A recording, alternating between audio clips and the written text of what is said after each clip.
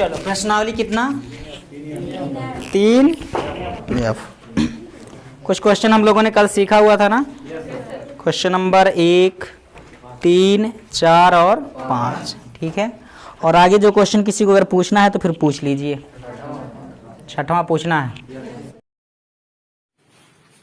So let's start. प्रश्नावली 3F के 1 से लेकर 5वीं तक के प्रश्नों को सॉल्व करने के बाद अब हम लोग पहुंच चुके हैं प्रश्नावली 3F के कौन से क्वेश्चन, क्वेश्चन नंबर 6 की तरफ। क्वेश्चन नंबर 6 क्या है बच्चा लोग, ये आपके सामने लिखा हुआ है मैंने, x/a प्लस y/b बराबर a+b।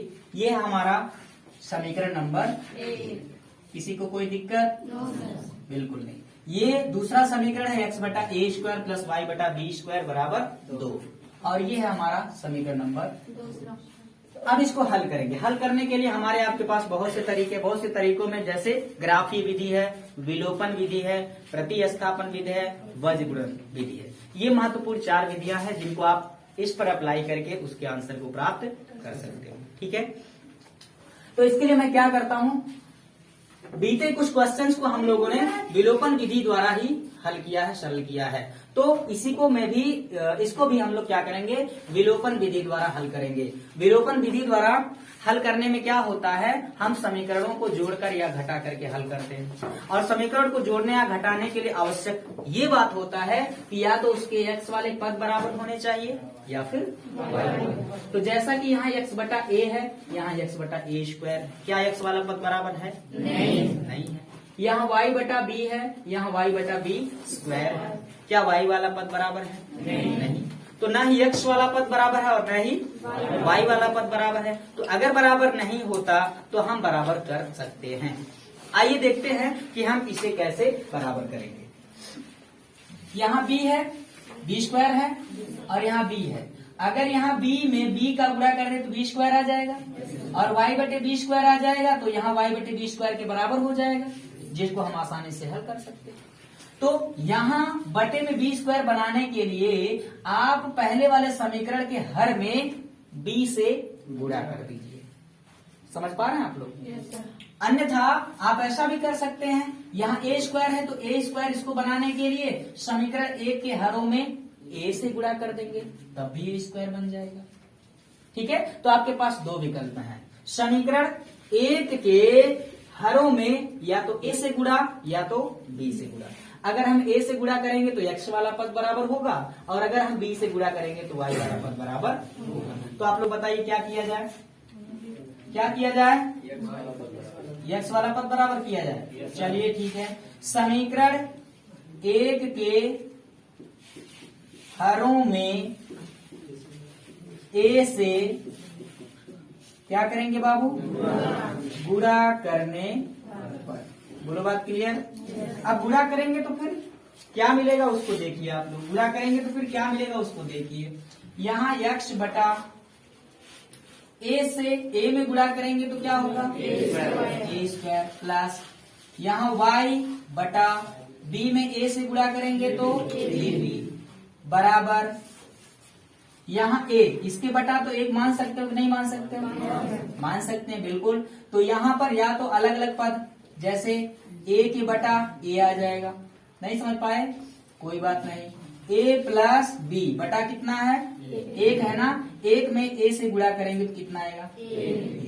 बोलो बात क्लियर? अब इसको आप एक नया समीकरण नाम दे दीजिए, जैसा कि मैं इसको कह देता हूँ समीकरण नंबर 3। इतने में किसी को कोई दिक्कत? बहुत ध्यान से आप लोग देखिएगा, समझिएगा, ठीक है। और यहाँ समीकरण 2 में हम कोई परिवर्तन नहीं कर रहे हैं।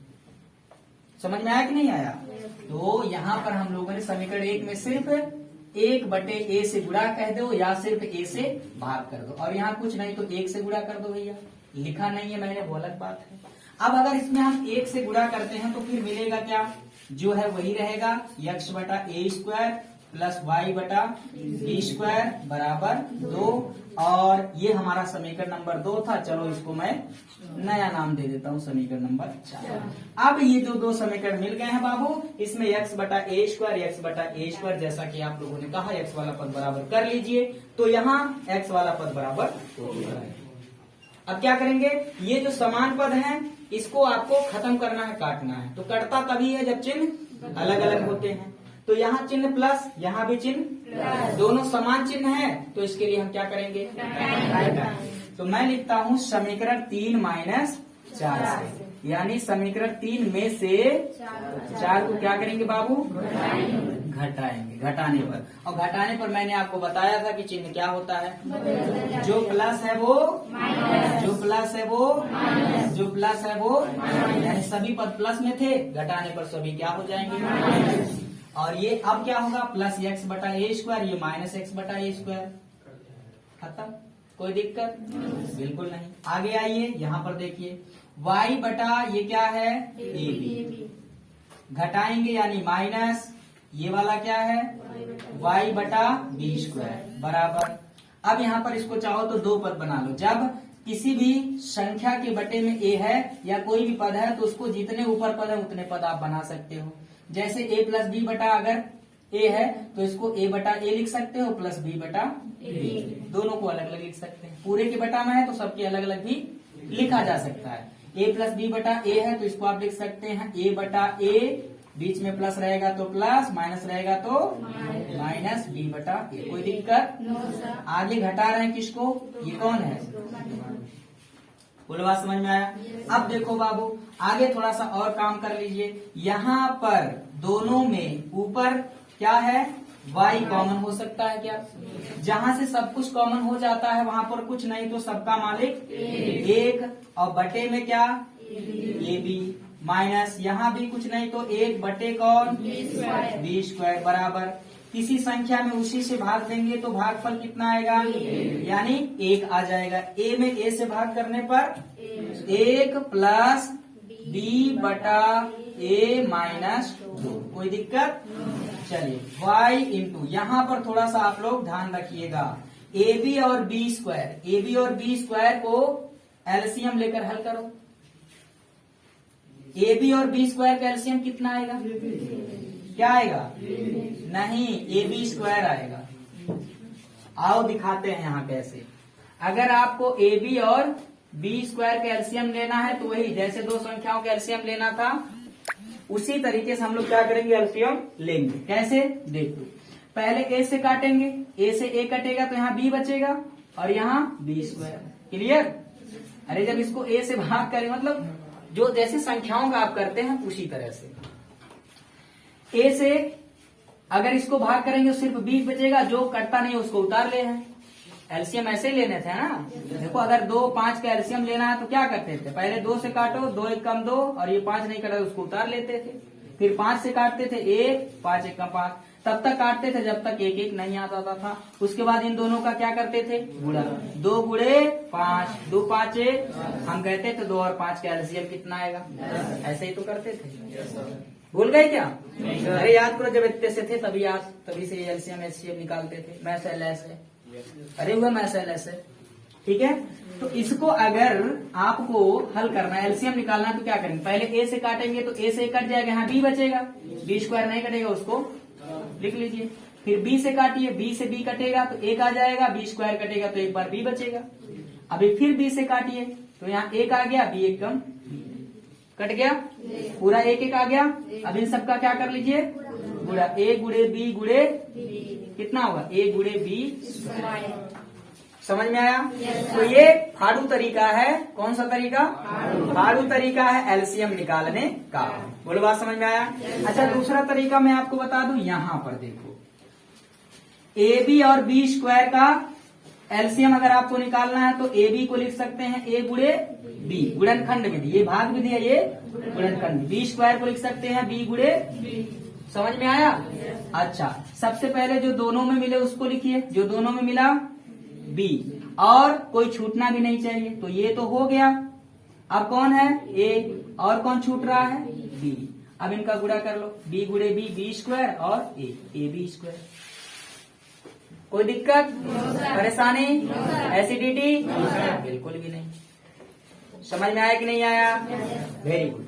चलिए अब आगे चलते हैं। तो इस तरह से आपने देखा कि ए बी और बी स्क्वायर का एलसीएम कितना होगा लल्ला, ए बी स्क्वायर। तो यहाँ मैंने लिख दिया है ए बी और बी स्क्वायर का एलसीएम ए बी स्क्वायर।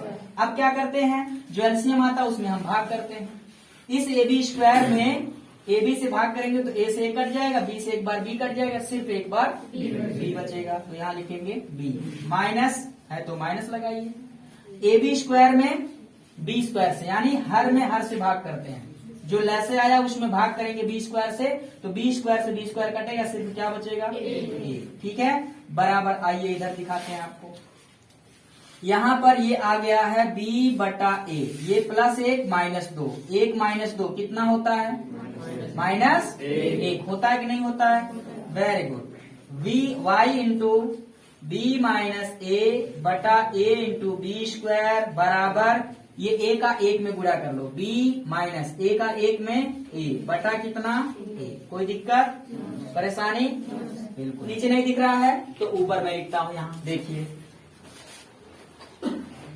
इसको पक्षांतर करेंगे तो क्या होगा, ये पूरा पद बटे में जाएगा कि नहीं जाएगा, चलो y बराबर जो आपको मिलेगा यहाँ क्या है, b माइनस ए, क्या है b माइनस ए, और उसके बटे में क्या है a। पूरे के बटा में कौन जाएगा, ये। अरे ये पूरा डिब्बा सही पक्षांतर करो बाबू, क्या मिलेगा b माइनस ए और उसके बटे में कितना a इंटू बी स्क्वायर। कुछ बात समझ में आया, ये सब बाउंस हो गया, नहीं समझ में आया, फिर से देखो। हम लोग क्या कर रहे हैं, y के साथ ये जो डिब्बा में गुणा है, गुणे में पद है, इसको पक्षांतर कर रहे हैं। तो जब इसको पक्षांतर करेंगे तो पूरी संख्या के बटे में जाएगा कि नहीं जाएगा, जाएगा। y बराबर क्या है, इधर जो पद आपको दाहिने तरफ पहले था वो कौन था, b माइनस ए और उसके बटा में, इसको क्या पढ़ते हैं बटा, पूरे के बटा a। अब संपूर्ण बटा ये वाला पद आएगा, ये वाला पद जब आएगा तो b माइनस ए बटा कितना है a b स्क्वायर। बोलो बात समझ में आया। अब पहले गुणे चौथी का नाम सुने हैं, सबसे नीचे वाले का गुणा सबसे ऊपर, तो b माइनस ए का गुणा होगा किसमें, सबसे नीचे वाले a b स्क्वायर, पूरे के बटा इन बीच वालों का गुणा आपस में, a का गुणा होगा किसमें, b माइनस ए। बोलो बात समझ में आया, वेरी गुड। अब b माइनस ए गुणा में है तो कट जाएंगे, एक बार a की निर्मम हत्या हो जाएगी, क्या बचेगा बाबू, y बराबर सिर्फ b स्क्वायर। मुबारक हो, y का मान आ गया है कितना, b स्क्वायर। इतने में किसी को दिक्कत।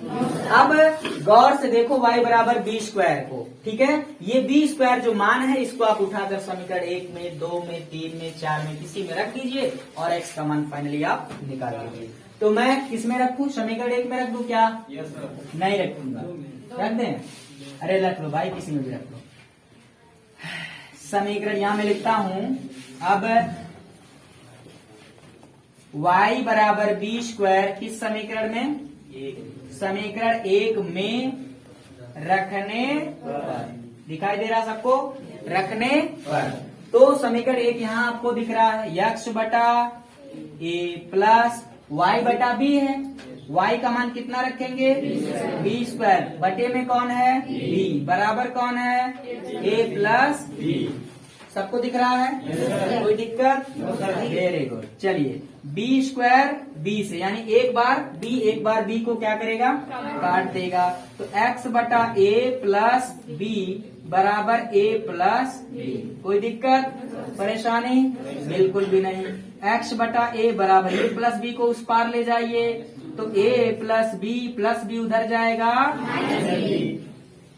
समझ में आया कि नहीं आया, very good. Plus B minus B cancel out to each other, एक दूसरे से क्या होंगे, कट जाएंगे। यहाँ आ जाएगा x बटा a बराबर a, ठीक है, सिर्फ a बचेगा ना। अब a का क्या करेंगे, तिरछा गुणा, यानी x का मान निकालना है तो एक ऐसे गुणा कर दीजिए, हो जाएगा x बराबर a का a में गुणा होगा, क्या होगा, एक बार पुनः आप सभी को मुबारक हो, x का मान कितना आ गया है। आप बताइए क्या इसके लिए लाल धोती पहनने की जरूरत पड़ेगी क्या, समझ में आया कि नहीं आया। तो देखिए अब प्रश्नावली 3F का 7वां क्वेश्चन क्या है, ax प्लस बी वाई बराबर c, ये है आपका क्वेश्चन नंबर, सॉरी समीकरण नंबर 1, और बी एक्स प्लस ए वाई बराबर 1 प्लस सी, ये है आपका समीकरण नंबर 2। ठीक है। अब इसे भी विलोपन विधि के द्वारा यदि आप हल करना चाहते हैं तो या तो x वाला पद बराबर होना चाहिए या फिर y वाला। तो यहाँ ax है, यहाँ bx है, और जबकि यहाँ by है, यहाँ ay है। तो न तो x वाला पद बराबर है और न ही y वाला। तो अगर डायरेक्ट आप जोड़ोगे या घटाओगे तो कोई फायदा मिलने वाला नहीं। तो सबसे पहले या तो x वाले पद या फिर y वाले पद को बराबर करिए। इसके अलावा आप सीधे आप इन सबको पक्षांतर करके आप लगा सकते हो कौन सा विधि, वज्र गुणन विधि भी आप लगा सकते हैं, मतलब कोई विधि लगा सकते हैं। तो अब पीछे हम लोग सॉल्व करते आ रहे हैं विलोपन विधि द्वारा, तो आइए इसको विलोपन विधि से ही हल करते हैं। इसके लिए क्या करना पड़ेगा, आपको गुणा भाग करना पड़ेगा। जैसे देखो, अगर y वाला पद बराबर करना चाहते हैं तो यहाँ y के साथ b है, इस b का समीकरण 2 में गुणा कर डालिए, और यहाँ y के साथ a है, a का समीकरण 1 में गुणा कर डालिए। समझ में आया? या तो x वाला पद बराबर करना चाहते हो तो यहाँ a है, a से समीकरण 2 में गुणा कर लीजिए, और यहाँ b है, b से समीकरण 1 में गुणा कर लीजिए। तो क्या बराबर करें, x या y? y को बराबर करना चाहते हैं, चलिए। तो y के साथ यहाँ a है, इस a से हम गुणा करेंगे समीकरण नंबर a में, ठीक है। और y के साथ यहाँ b है, इस b से हम गुणा करेंगे समीकरण 2 में। तो इस चीज को मैं लिख भी देता हूं कि समीकरण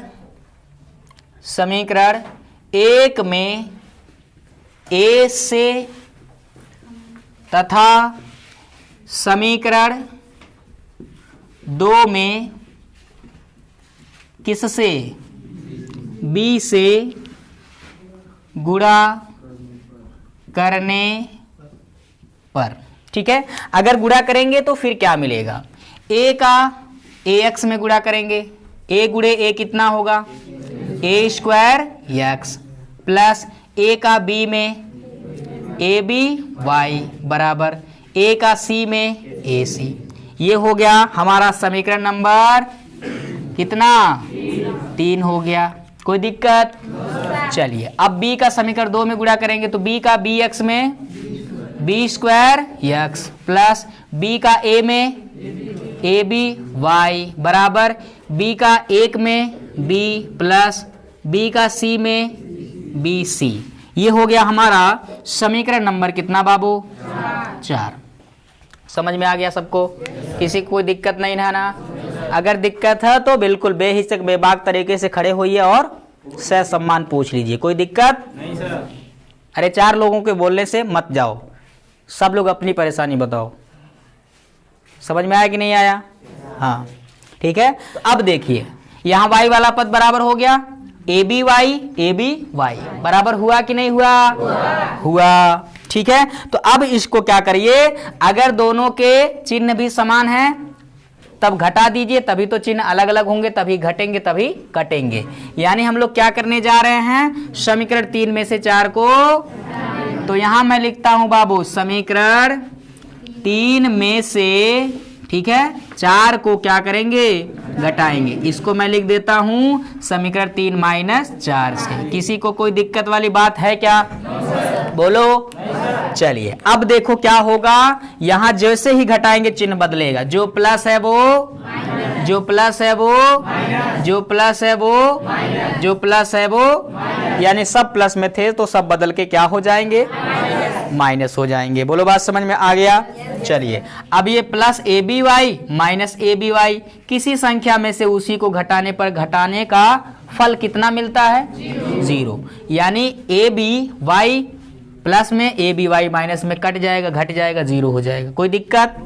यहां पर क्या मिलेगा आपको, यहां मिलेगा ए स्क्वायर एक्स, इसमें से घटाएंगे बी स्क्वायर एक्स।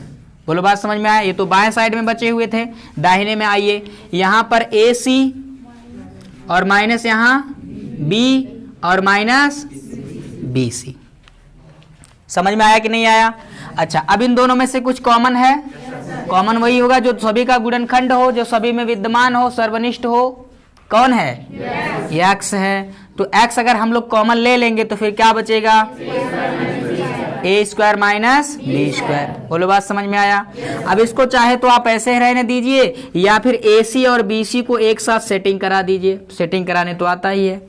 ए सी माइनस बी सी लिख दूं क्या? लो जी, A C minus B C minus B, इसको पहले इसको बाद में, कोई दिक्कत वाली बात है?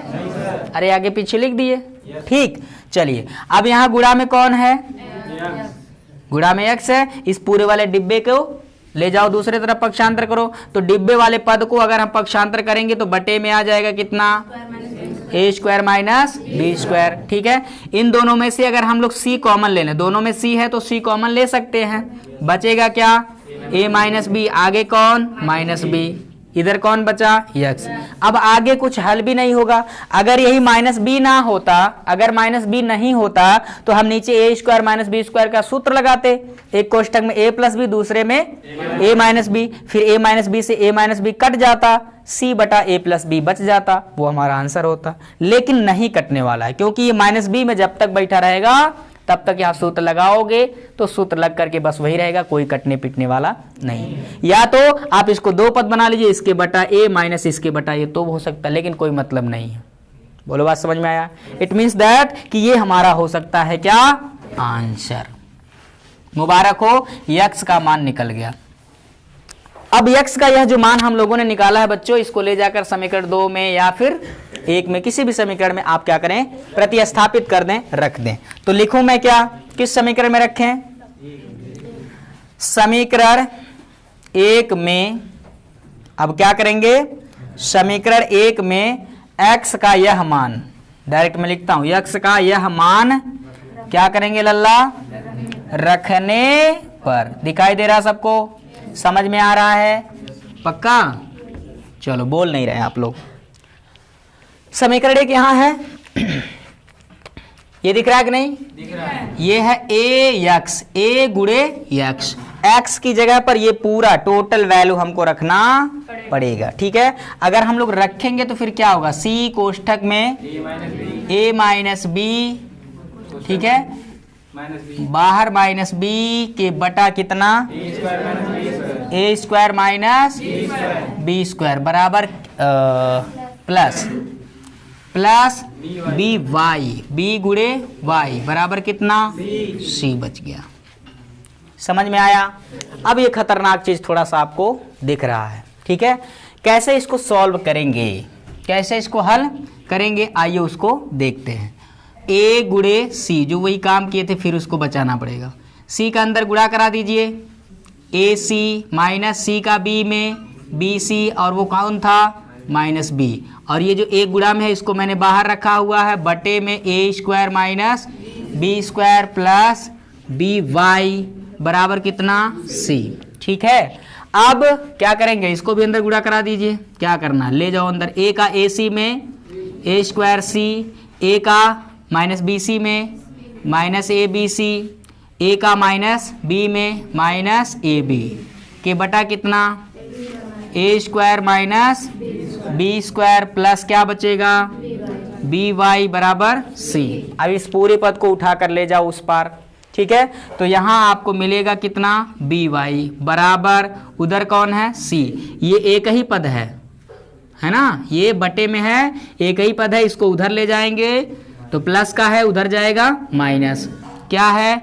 a square c minus A B, C minus A B के बटा कितना? a square minus B square.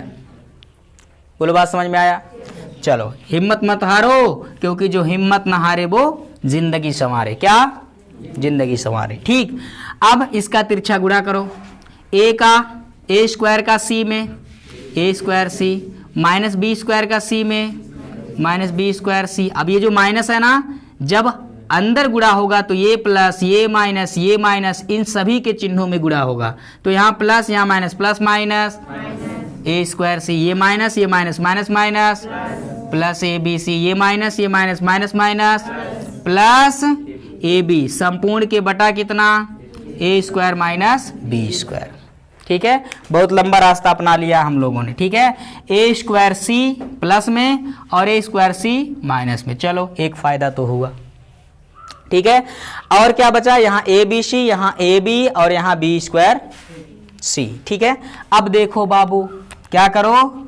देखो देखो देखो, क्या ये पेड़ है चादर ओढ़े या खड़ा कोई? यहाँ पर देखो, प्लस ए बी और इसको मैं यहाँ से लिख रहा हूँ, पहले ये फिर ये पद फिर ये पद, ठीक है। तो plus A B C minus B square C के बटा में कितना, A square minus B square. समझ में आया?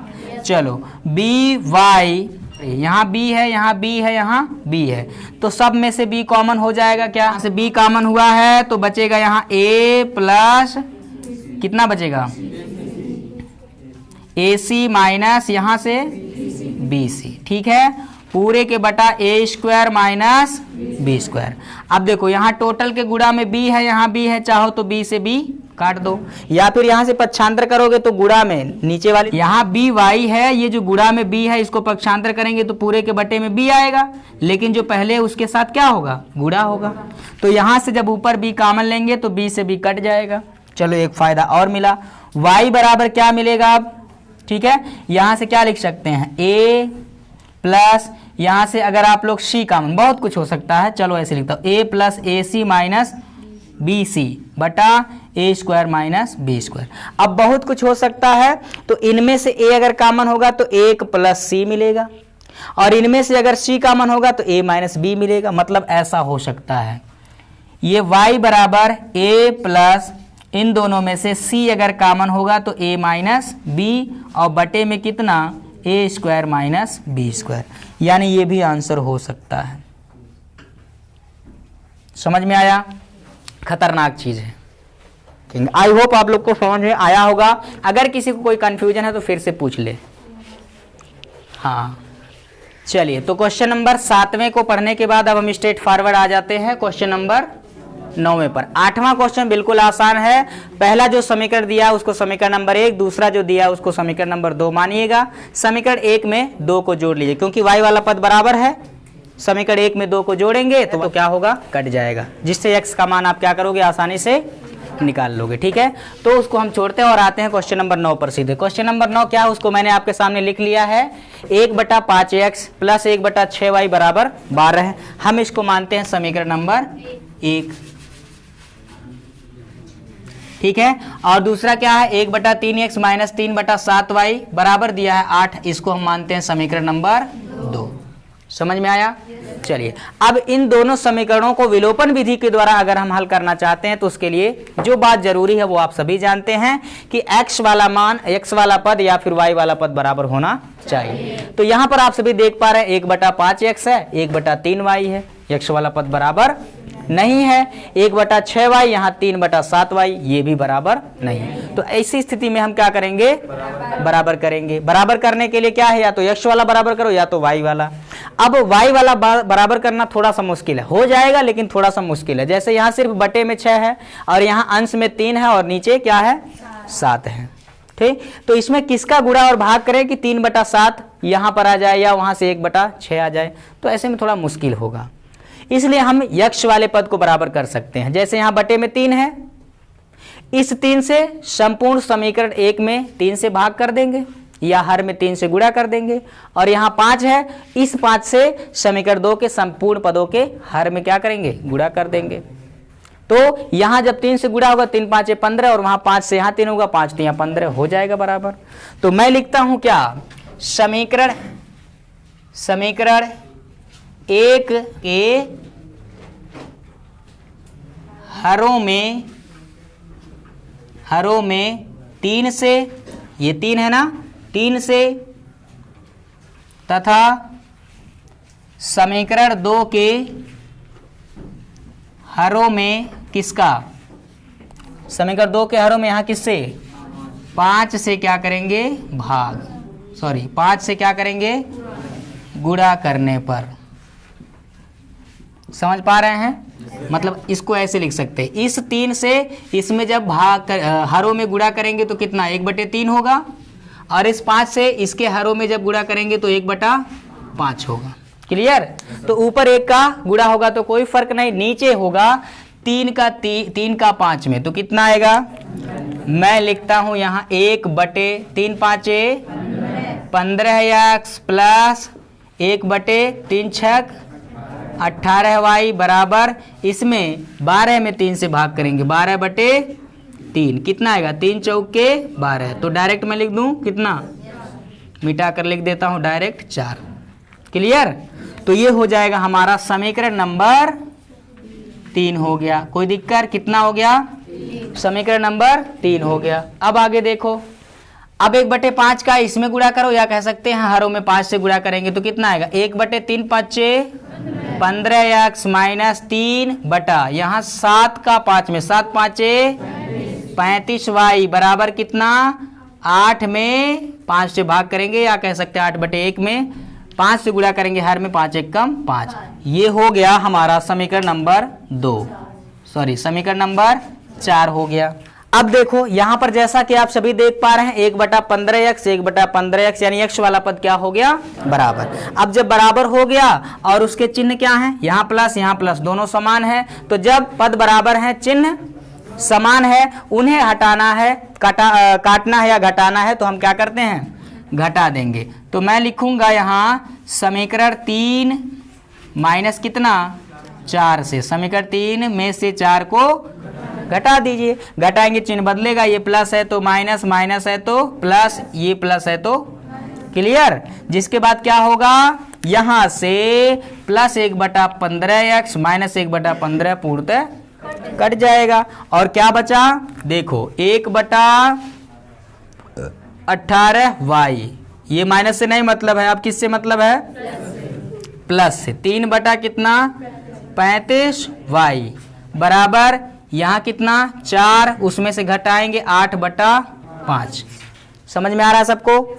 अब क्या होगा 18y और 35y का क्या करिए लैस ले लीजिए, कितना आएगा ऐसे ले लो, देखो 18 और 35 का लैस है कितना आता है, किससे काटेंगे 2 से, ठीक है 9 दूना 18, 35 नहीं कटेगा, 3 से काटिए, 3 तिरैया 9, 35 नहीं कटेगा, फिर 3 से काटो, 3 1 कम 3, 35 नहीं कटेगा, 5 से 5 7 35, 7 1 कम 7, ठीक है आ गया 1 1। अब इनका गुणा कर डालो, ठीक है ये कितना हो जाएगा 2 5 10, 10 7 7 त्रिक 21, कितना हुआ 210, और 210 का 3 में 2 3 6 630, 21 3 63 630।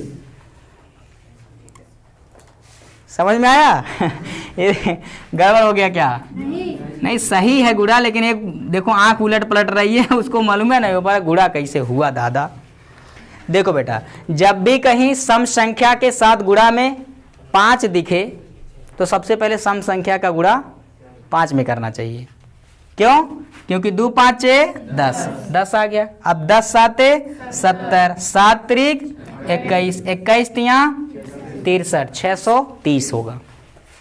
कितना आया 630। यानी ये जो 18y और 35y है इनका एलसीएम कितना आएगा 630y। 630y आ गया। अब देखो 630 में 18 से भाग करेंगे, या ऐसे देखो 3 त्रिका 9 दूना 18, ये हट जाएगा, 5 7 35 आएगा। कितना आएगा 35 आएगा। ऐसे गुणा करो 35 से कम 35, ठीक है 35 से कम 35 प्लस 18 तिया 54। अबे गुणा भाग नहीं आ रहा है, फिर से समझाए क्या? तो अब कितना आ गया बच्चों इधर 5 चौक के 20 माइनस 8 बटा 5, ठीक है।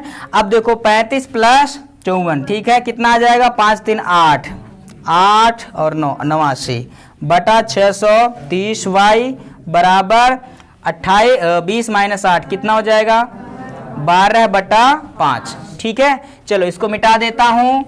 अब इसको उल्टा पलटी कर दीजिए, कितना आ जाएगा 630y ऊपर बटे 89 बराबर कितना, तो 5 बटे 12। अब 89 का तिरछा गुणा करेंगे, 630y बराबर 5 गुणे 89 बटे कितना 12।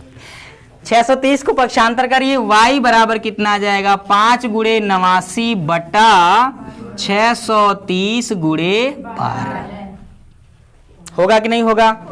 अब क्या होगा, कटेगा, अरे ये 0 है तो ये कटेगा 5 से, ठीक है ये कटेगा 5 5 1 कम 5, 1 बचा 13 और 5 दूना 10 और 3 5 6 30, ठीक है 126, ठीक है। अब देखो 89 के बटा 12 6 72 को 2 हासिल 7, 12 दूना 24, 24 और 7 31 को 1 हासिल 3, 12 कम 12 3 15, 89 बटा 1512। ऐसा आंसर आ सकता है क्या?